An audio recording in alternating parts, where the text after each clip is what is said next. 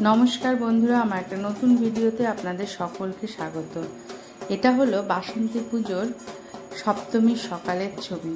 सप्तमी सकाले कला बউ स्नान करिये एने नानान रकम पूजा अर्चना करार परे तारपर आमरा मा दुर्गाके भोग दिएछि। सेई भोग देওয়ার परे ठाकुरमशाई सेई पुजो हये गेছে, तारपर भोगारती। प्रतिदिन आमरा मा दुर्गा के सप्तमी अष्टमी नवमी 3 दिन आमरा अन्न भोग देई। षष्ठीर दिन शीतल भोग माने फल मिष्टि এই সব সহকারে ভোগ দেই আর সপ্তমীর থেকে অন্ন ভোগ।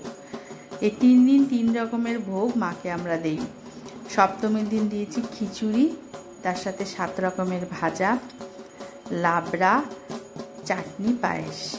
চাটনিটাও কিন্তু 3 দিন 3 রকমের দেই। সপ্তমীর দিন দিয়েছি টমেটো আর খেজুরের চাটনি। আর এই ভোগারতির সাথে সাথে ভোগারতির যে আনুষঙ্গিক জিনিসগুলো ঢাক, কাসর, উলুধ্বনি, শঙ্খধ্বনি এগুলো কিন্তু ভোগারতির একটা অন্যরকম মাত্রা এনে দেয়। আমার তো যে কোনো জায়গাতেই পুজো হলে এই ভোগারতির সময়টা আমার ভীষণ ভালো লাগে এবং ঢাকের তালে তালে ঠাকুরমশাইয়ের এই আরতি দেখবার মতো হয়। এই আরতির সময় যেন কোনো কিছু চিন্তা মাথায় আসে না, তখন শুধুই মায়ের এই আরতিটাই দেখতে থাকি। আর এই মায়ের পুজো করতে আমাকে অনেকে সাহায্য করে। প্রত্যেকের সাহায্য ছাড়া আমি কিন্তু এই এত বড় পুজোটা করে উঠতে পারতাম না। সকলের কাছে আমি খুবই কৃতজ্ঞ যারা আমাকে এই পুজোটাতে সাহায্য করেন। যাই হোক, আর মায়ের ভোগের আরেকটা বড় মহিমা হলো এই ভোগ কিন্তু কোনোদিনই বেশি হয় না বা কমও পড়ে না। যা ভোগ রান্না হয় তার প্রতিটা কণাই কিন্তু উঠে যায়। এমনও দিন গেছে যে কোথার থেকে লোক এসছে, এসে বলছে যে আমাকে একটু ভোগ দেবেন, তো তারা এসে ভোগ পায়। মায়ের প্রসাদ তারা খেয়ে বলে দারুণ হয়েছে।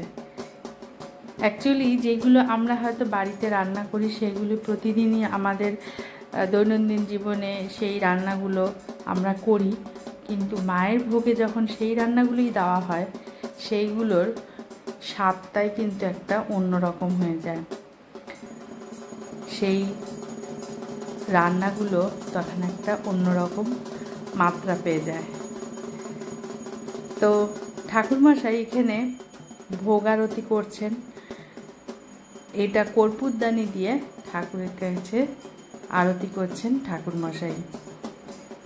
আর ঠাকুরমশাইও একটার পর একটা জিনিস দিয়ে মায়ের আরতি করে চলেছেন।